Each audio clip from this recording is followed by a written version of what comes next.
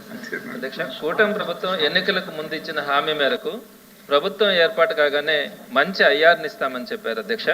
ప్రభుత్వం ఏర్పడి సుమారుగా 16 నెలలు అయింది. గడువు పూర్తయి 2 సంవత్సరాలు అవుతా ఉంది. అయినా ఇప్పటి వరకు ప్రభుత్వం ఐఆర్ గురించి ఆలోచన చేయట్లేదు అధ్యక్ష. అలానే 6 నెలల లోపు పిఆర్సీ ఇస్తామని కూడా చెప్పున్నారు. పిఆర్సీ కమిషన్ కూడా ఇంకా ఏర్పాటు చేయాల. ఒకవేళ కనుక పిఆర్సీ కమిషన్ ఏర్పాటు చేస్తే అక్కడి నుంచి కూడా 1 సంవత్సరం కాలం పట్టే అవకాశం ఉంది.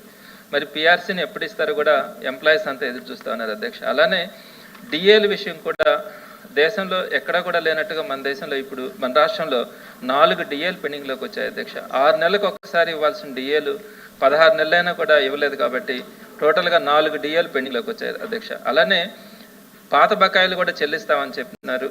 కానీ పాత బకాయిలు తీర్చకపోగా కొత్త బకాయిలు కూడా సుమారుగా ఈ రోజుకి 30,000 కోట్లకి పాత బకాయిలు కూడా పెరిగిపోయినాయి అధ్యక్ష. కాబట్టి తక్షణమే పెండింగ్లో ఉన్న 4 డిఏలు అలానే ఆలస్యం చేయకుండా చెప్పిన మాట ప్రకారం 30% ఐఆర్ను వెంటనే 12వ పిఆర్సీని అమలు చేయడానికి కావాల్సినటువంటి చర్యలను వీలైనంత త్వరగా 30,000 కోట్ల ఉద్యోగస్తుల బకాయిలను వెంటనే విడుదల చేయాలని మీ ద్వారా ప్రభుత్వాన్ని కోరుతున్నాను అధ్యక్ష.